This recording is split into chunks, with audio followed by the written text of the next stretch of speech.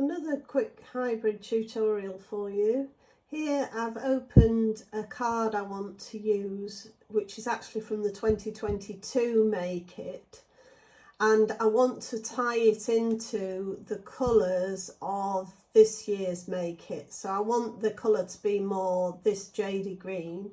So what I've done is I've opened this from the digital kit and I've gone in with my colour picker tool and I've clicked on the jadey green, and that's brought it into here where I can see that that's the colour I've got now.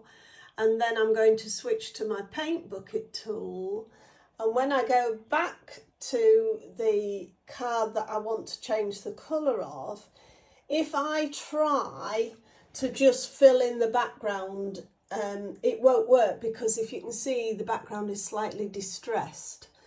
So if I just unlock the background over here and show you what happens if I try and click in this colour here to make it darker, it just fills in little squares here and there because it's a distressed background. So to get round that, I'll just do edit, undo paint bucket, get that out of that, undo paint bucket. It's not undo paint bucket, so that's taking that away.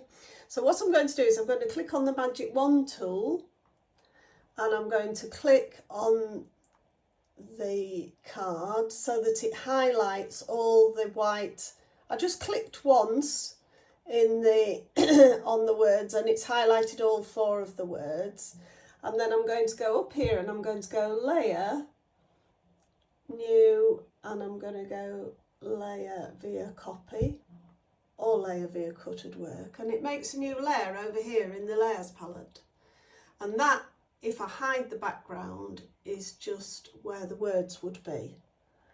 Okay, so I've clicked on the eye here to hide the background so that I can see what I'm working with here.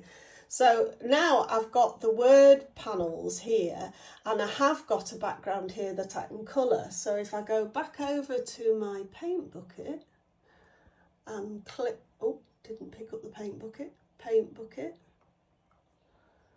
and I click, you've got to make sure you're on this layer that you've just made, and then click in the background.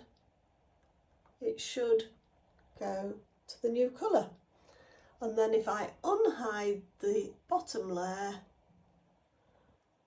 there we are.